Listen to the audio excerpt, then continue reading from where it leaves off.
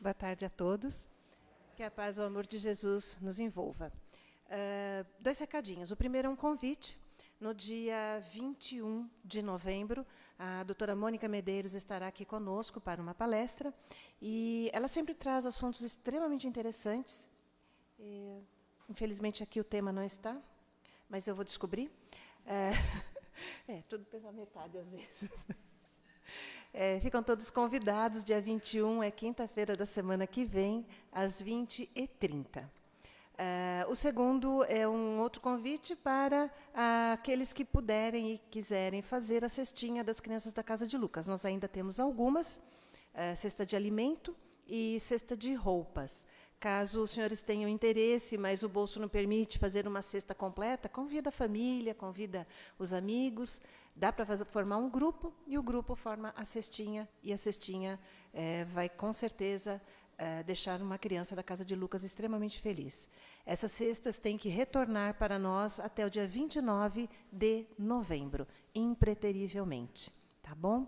Agradeço muito a sua atenção, seus ouvidos amigos, carinhosos e caridosos de sempre. Fiquem com Deus e boa palestra.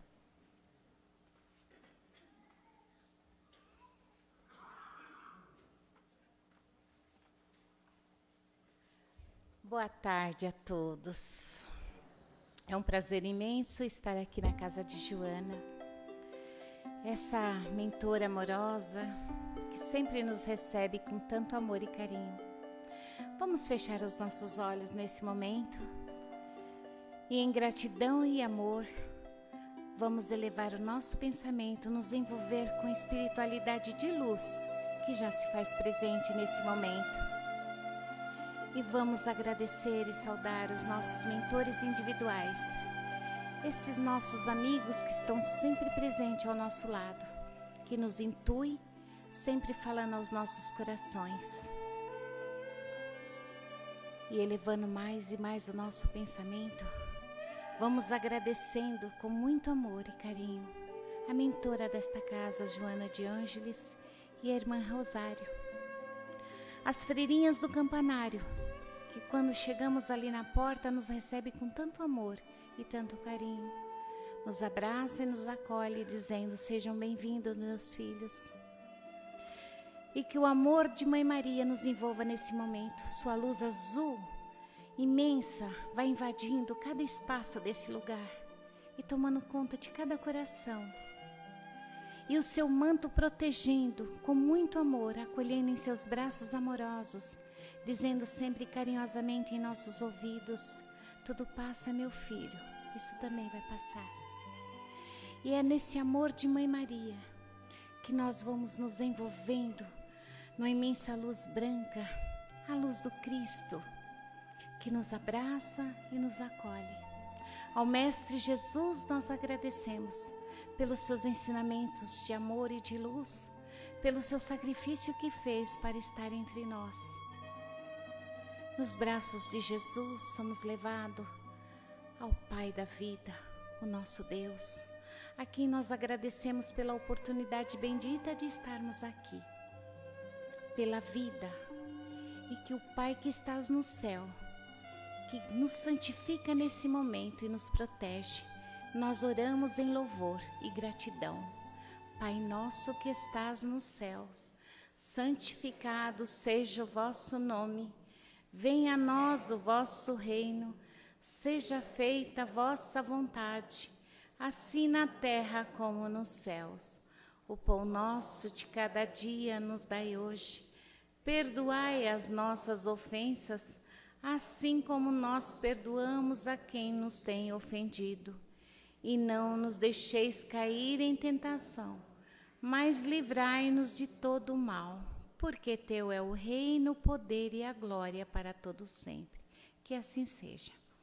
Nesta tarde nós vamos receber com muito carinho, vamos envolver a nossa irmã Samanta, que vai nos trazer a mensagem desta tarde. Uma boa palestra a todos.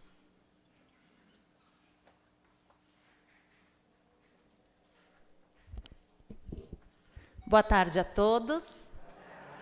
Boa tarde a todos do salão, a toda a equipe de passe e a todos que nos assistem pelo Facebook, que temos agora essa tecnologia a nosso favor e a favor do Espiritismo e da divulgação da doutrina. O nosso tema de hoje é o homem de bem. O homem de bem está lá no Evangelho segundo o Espiritismo, capítulo 17. O título é Sede Perfeitos. Nós temos alguma noção do que é ou do que seja o homem de bem.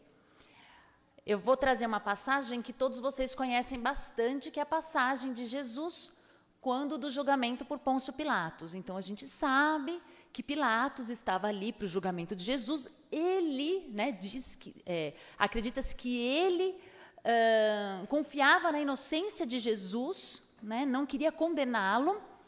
Então, ele tem a ideia de trazer um bandido daquela época muito conhecido, Barrabás, que era bandido, já tinha sido condenado por assassinatos, e ele traz à multidão aquelas duas figuras, Jesus e Barrabás, na tentativa de inocentar Jesus ou deixar Jesus livre, onde o povo escolheria Barrabás, o bandido tão conhecido. Então, ele traz essas duas figuras e a gente sabe que o povo chama pelo nome de Barrabás, pede a libertação de Barrabás, e Pilatos faz o quê?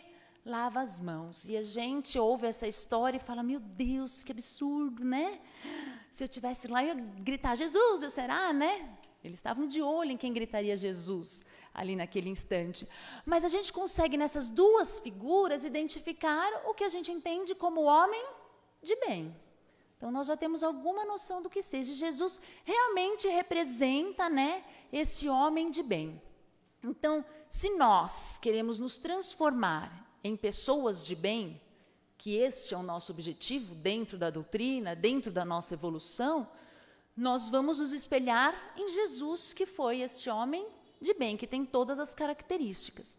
Então, Jesus vai ser o nosso guia, o nosso modelo, onde nós vamos pautar as nossas atitudes nas atitudes deste guia, que nos conduz até o Pai. E guia é exatamente isso. Hoje em dia a gente tem muita tecnologia, a gente consegue entrar e vai para alguma cidade, saber todos os pontos turísticos, conhecer tudo, mas antigamente tinha muito presente a figura do guia turístico, não tinha? A gente fazia os pacotes e pedia um guia turístico. O que era o guia? Era a pessoa que já conhecia o lugar e nos conduzia.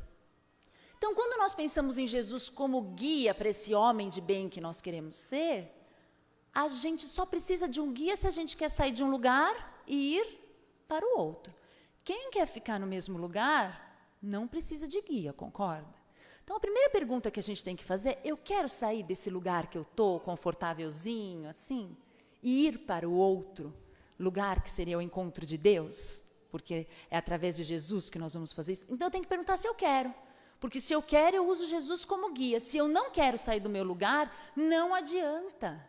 Não adianta ouvir sobre Jesus, porque ele não vai nos levar a lugar nenhum se a gente não quiser sair do lugar. Então, quando a gente fala no homem de bem, Jesus tem essas características. Lá no Evangelho, nesse capítulo, ele vai elencando várias atitudes do homem de bem. São várias, a gente não vai falar cada uma, senão nós iríamos ficar aqui até a noite, e mesmo assim ainda teria muita coisa para falar. Então, eu fiz um resumo de algumas atitudes, de alguns posicionamentos que são interessantes e que nós vamos tentar trazer para a nossa realidade, tendo Jesus como guia e modelo para nos transformarmos. Então, a primeira coisa que ele coloca é assim, o homem de bem pratica a lei de justiça, amor e caridade. Eu disse, ele pratica a lei. Eu não disse assim, ele pratica as leis. A lei de amor, a lei de justiça e a lei de caridade. Não, é a lei, é uma só. Amor, justiça e caridade. Por quê? Porque quem ama é justo e é caridoso. Então, não tenho como separar esses posicionamentos. E ele diz assim, a gente poderia falar de amor, de justiça e caridade, mas todos nós temos alguma ideia do que seja isso. O que me chama a atenção nessa parte é que ele diz assim, o homem de bem pratica a lei de amor, justiça e caridade.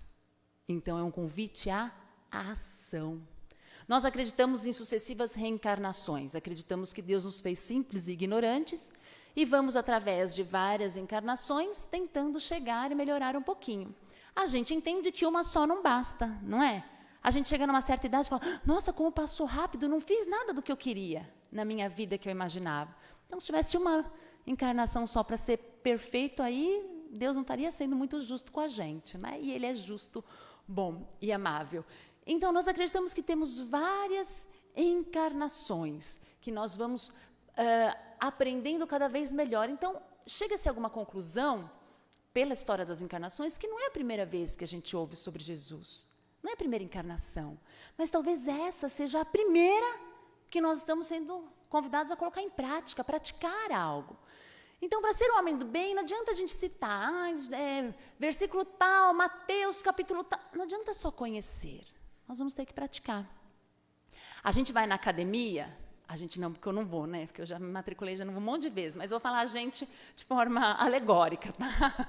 Então, a gente chega na academia e adianta você saber para que é tudo aqueles instrumentos de tortura, brincadeira, todos aqueles equipamentos. Aí a gente fala assim, esse aqui é para coxa, esse aqui é para abdômen, né? A gente sabe tudo. Esse aqui é para tal coisa. Só saber, a gente vai ficar sarado? Como a gente fala, né? Vai ficar? Não vai. Não adianta só saber para que serve. Eu tenho que ir lá e praticar.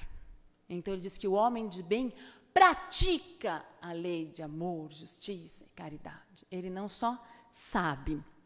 Segunda coisa, ele diz assim, o homem de bem se interroga a consciência sobre os seus próprios atos. Então, ele vai interrogar a consciência. O que eu estou fazendo está certo? Será que eu estou fazendo certo? Será que o que eu fiz hoje foi legal? Eu preciso tomar uma decisão na minha vida. Será que eu vou tomar a decisão certa? A gente não faz isso. Vou contar o que a gente faz. A gente tem uma decisão para tomar ou tomou alguma decisão, então a gente começa a perguntar para um monte de gente. Então, o que você acha que eu tenho que fazer? Aconteceu assim, assim, assim. Aí a pessoa dá uma opinião.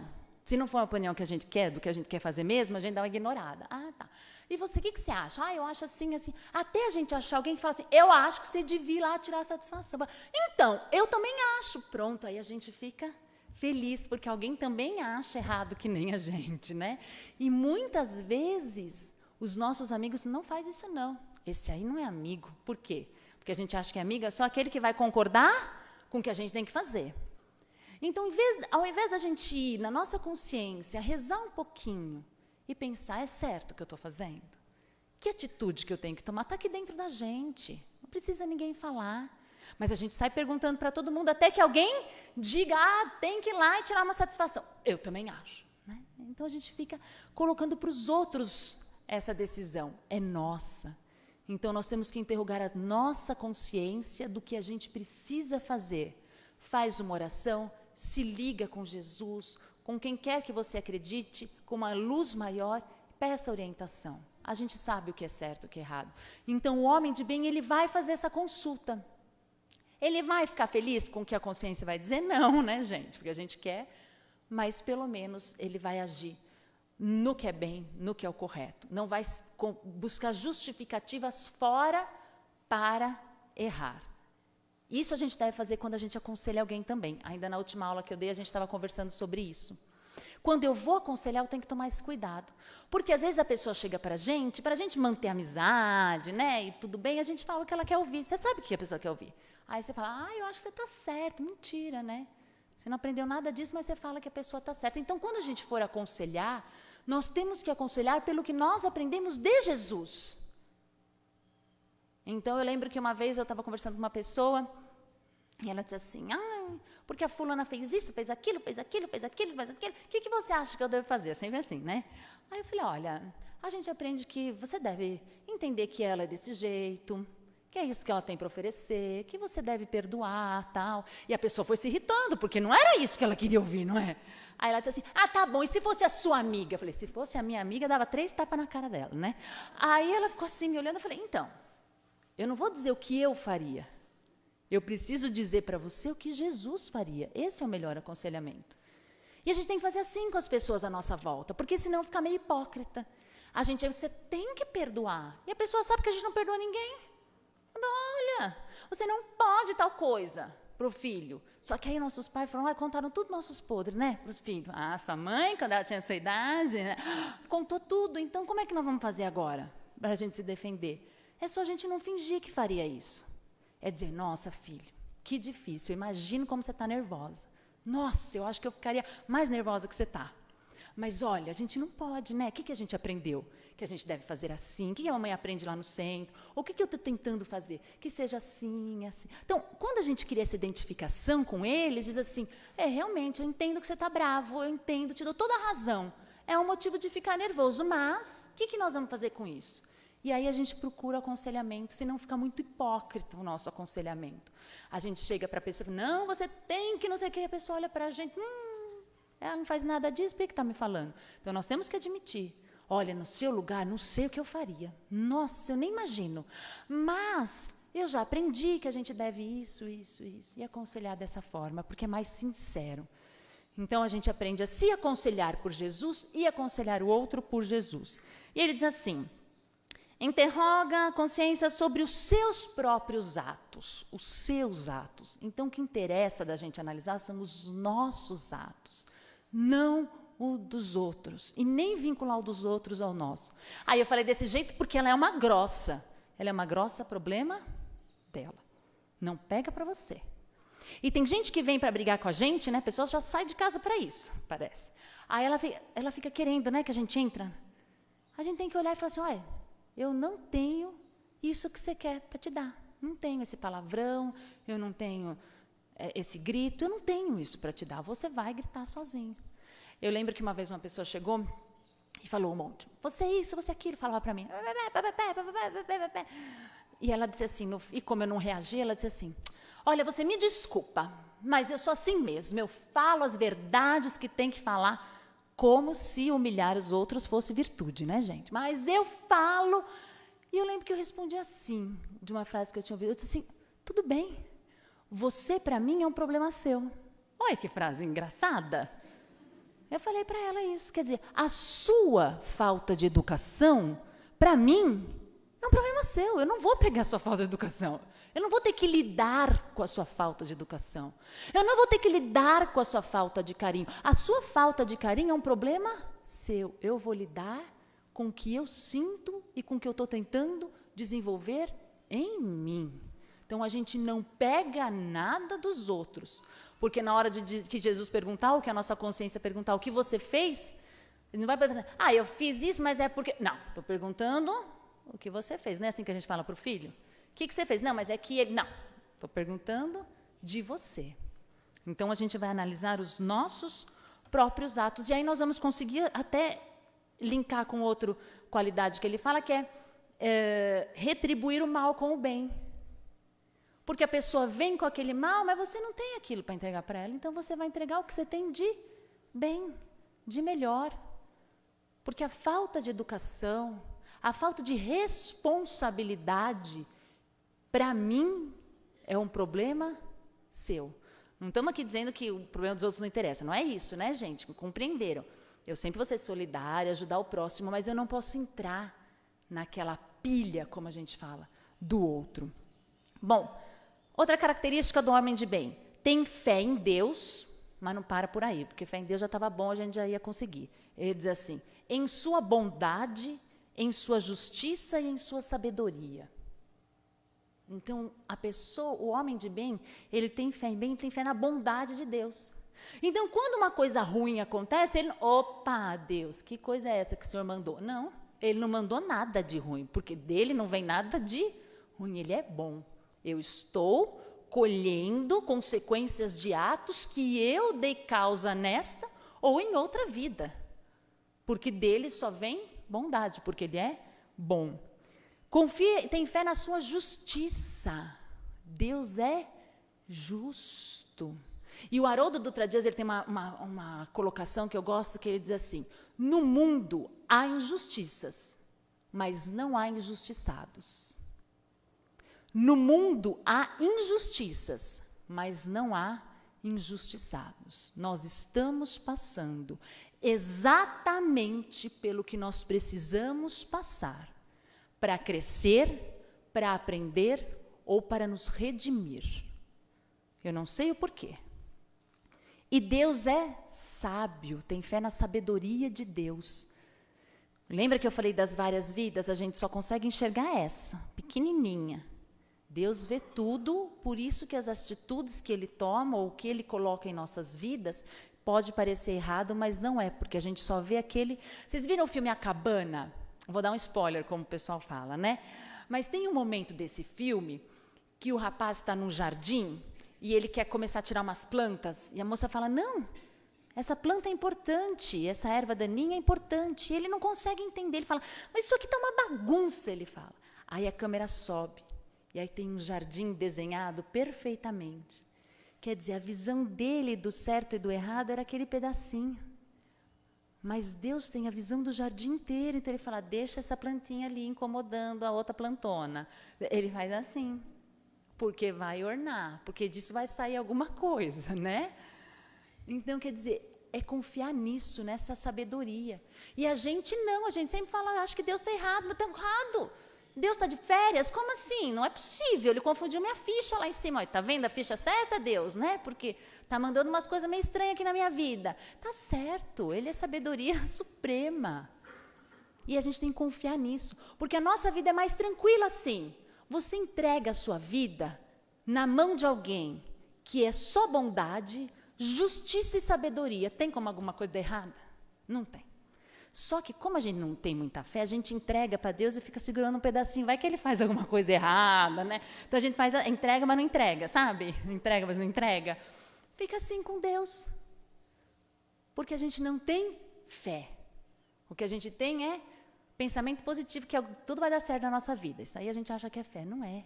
Fé é exatamente isso, é entregar a sua vida, tudo o que aconteça, sabendo que você terá que viver o que precisa ser vivido, mas que uma mão amorosa te conduzirá nesse processo, que é a mão de Deus. Isso é a nossa fé mesmo. E quando a gente entrega, a gente... tira aquele peso, né? Eu lembro que uma vez eu estava conversando com uma pessoa de vários problemas, tal, e graças a Deus que Deus põe pessoas muito boas na minha vida, a pessoa olhou para mim e falou assim, olha, Samantha, primeira coisa que você tem para fazer, eu disse, fala, que eu estava tão perdida, eu falei, fala. Ela disse assim, primeira coisa, pede demissão do cargo de Deus. E eu fiquei quieta e fiquei pensando. É exatamente isso. Eu queria ser Deus e resolver tudo. E achar que tudo tinha sido meu jeito. Então, primeira coisa. Ela falou, a hora que você pedir a demissão do cargo de Deus, você vai ver que sua vida vai ficar tranquila. Você não precisa resolver o problema do mundo inteiro. Você não precisa nada. Então, entrega na mão de Deus e confia. Confia. Mesmo que para você possa estar parecendo errado algo, Ele tem uma visão muito maior. Ele é muito mais inteligente. Bom, outra coisa que coloca lá. O homem de bem encontra satisfação nos felizes que faz, nas lágrimas que seca e na consolação que dá. O homem de bem, ele se felicita na felicidade do outro, de fazer alguém feliz. Isso é um nível de amadurecimento. Joana de Ângeles, ela fala do amadurecimento da alma. Então, ela diz assim, tem pessoas que ainda têm a alma de criança. Ou seja, tudo é meu, tudo é para mim, eu primeiro, não é assim? Criança pequena não é assim? Ela não vê nada, ela quer aquele brinquedo, ela vai atravessando tudo, todo mundo arranca da mão da outra criança, não é assim? E existem almas assim, que não vêm por cima de quem estão passando e arrancam da mão do outro, porque eu quero, e se não quer, se joga e faz a birra. Existe um outro nível em que as pessoas já se preocupam consigo e com o seu entorno, com a mãe, com o pai, com o filho, ali, com aquele grupo. Mas também, estando bem aqui na minha casa, o resto, se passa fome, se passa frio, também estou nem aí. O que importa é a gente aqui na minha casa estar bem. E um outro nível, quando você sai, a sua felicidade, ela está vinculada ao bem-estar de outras pessoas que você nem conhece. Então, fazer o outro feliz te traz felicidade, é um nível de amadurecimento. Então, é aquele momento que a gente, agora que está vindo o Natal, que a gente às vezes passa um Natal com a nossa família, feliz, contente, tudo bom, tudo maravilhoso, e a gente pega o carro e vai voltar para casa e no caminho a gente olha uma pessoa de rua. E toda aquela alegria do Natal dá uma diminuída, né? É esse sentimento de que a sua felicidade, sua e da sua família só, não te basta mais. E aí é quando a gente parte para o trabalho, ao próximo e para ajudar o outro. Então, essa questão de sair de si e ver o outro é uma questão de amadurecimento. Não é arrancar marido, mulher, filho e levar pelos cabelos para fazer trabalho voluntário. Não é. Porque ele não vai entender, não vai ficar feliz de fazer aquilo. Temos que ir hoje de novo. essa semana, mas nós já não fomos semana passada, porque ele não entende, ele não se alegra na alegria do outro, porque não tem porque é ruim, porque tem coração de pedra. Pode até ter, brincadeira. Mas porque não tem a maturidade, a gente tem que respeitar. Porque é uma questão de amadurecimento, então nós também passamos por essa fase, se hoje a gente consegue fazer o bem para o outro. Cada um está num momento evolutivo. Então, o homem de bem, ele já se alegra com o que faz pelo outro. É bom, humano e benevolente para com todos, sem preferência de raça nem crença, porque vê irmãos em todos os homens. E aí fala do preconceito. O homem de bem não faz distinção. Se é branco, se é preto, se é alto, se é magro, se é gordo, não faz distinção de ninguém, porque são todos irmãos. O preconceito por si só é um absurdo, né? E é mais absurdo ainda dentro da doutrina espírita. Porque se a gente falou que tem várias encarnações, nós tivemos várias cores de pele. Nós moramos em diferentes países e lugares. Nós tivemos diferentes condições sociais. Quer dizer, como eu vou ter preconceito com alguém se eu já vivi aquilo? Se eu já vivi naquela pele, se eu já vivi naquela condição? Como? Eu vou estar falando mal de mim mesma? Não faz sentido, o mínimo de sentido, o preconceito dentro da doutrina espírita. Tem uma frase que diz que o passado pode estar esquecido, mas jamais apagado. O que nós fizemos, as cores e os nossos comportamentos estão ali. A gente só esqueceu um pouquinho, mas eles estão ali feitos. Então, o preconceito não tem morada dentro do homem de bem, não tem morada dentro da doutrina espírita. Ele é indulgente com as fraquezas alheias porque sabe que ele mesmo tem necessidade de indulgência. É o famoso perdão, tão difícil, né, gente? Tão difícil o perdão. Aí ele diz, ele perdoa porque ele sabe que também erra. A gente tem que se dar conta de uma coisa tão óbvia, mas que a gente ainda não se deu conta, de que nós estamos num planeta onde todos os habitantes são imperfeitos. Certo, porque senão não era um planeta de provas e expiações. Então, porque a gente cisma que o marido tem que ser perfeito, que o filho tem que ser perfeito, que o vizinho tem que ser perfeito, que a nora tem que ser perfeita, que o cunhado tem que ser perfeito. É que loucura que a gente faz, de vez em quando. Quer dizer, você está num planeta onde você sabe que só tem gente imperfeita e você quer que todo mundo... Uma incoerência. Uma incoerência. É, no mínimo, inocente esse tipo de pensamento. Então, quando eu entro em relação do perdão com o outro, eu dou o direito dele ser imperfeito. E nós ainda falávamos outro dia. Quando eu perdoo, não quer dizer que eu concordo com o que a pessoa fez. Nós temos que separar isso. Eu digo, eu te perdoo, eu te dou o direito de errar. Eu não concordo com isso que você fez e não vou admitir isso na minha casa, na minha vida, no meu emprego, sei lá onde. Não admito. Isto, para mim, não vai contra os meus valores. Mas eu entendo que você pode errar. Que você é um ser falível, porque eu também erro de vez em quando. Eu não erro nisso que você errou, mas erro naquilo. Então, o perdão é separado do indivíduo. A gente sabe que Jesus foi o que mais lutou contra o mal, mas que mais amou os malvados. Ele lutou contra o que era errado, não contra as pessoas que faziam aquilo, porque elas estavam em erro, era isso que ele entendia. Elas não eram o erro, elas tomavam decisões equivocadas. Então, eu preciso exercer o perdão, assim fica um pouquinho mais fácil de perdoar. É fácil? Não é, lógico que não é. Mas eu vou compreendendo que ele comete erros, que ele é um ser que não é perfeito, né? A gente trabalha com, me decepcionou demais. Ele não é perfeito. E eu dou o direito dele não ser perfeito, perdoando.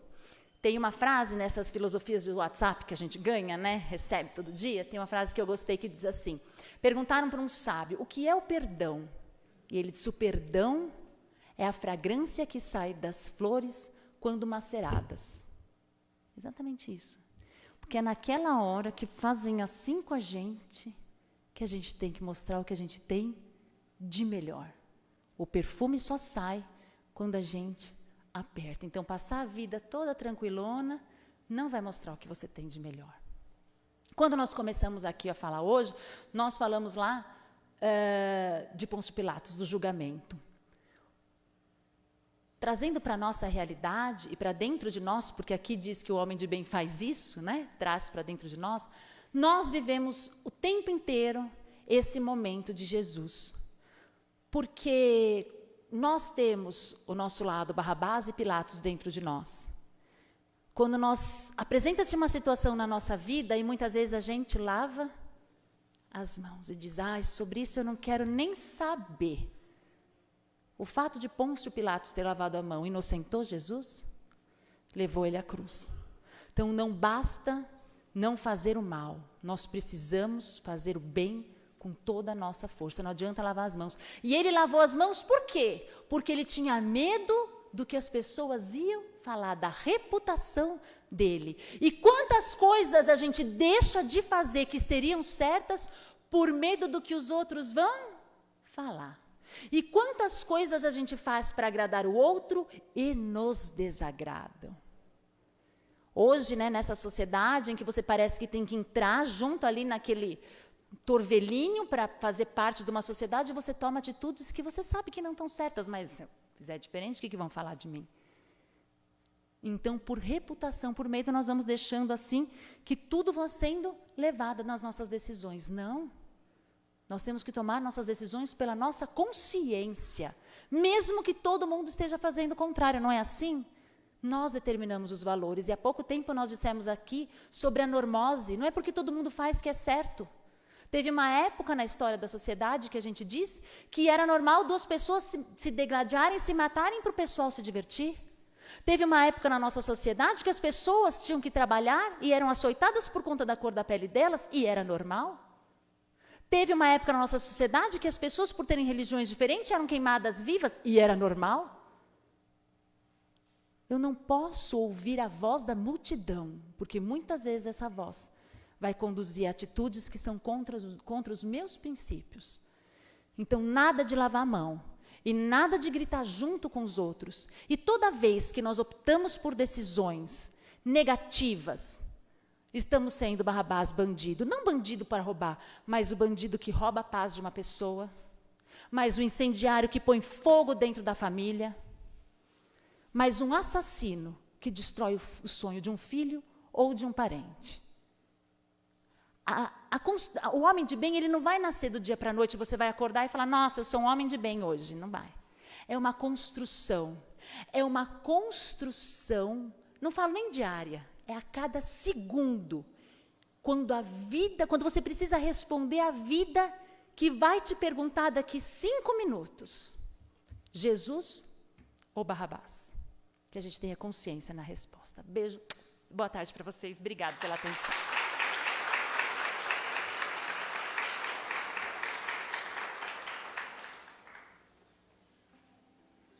E é com essa reflexão de amor e luz que possamos a cada dia trabalhar o nosso interior para nos tornarmos pessoas de bem.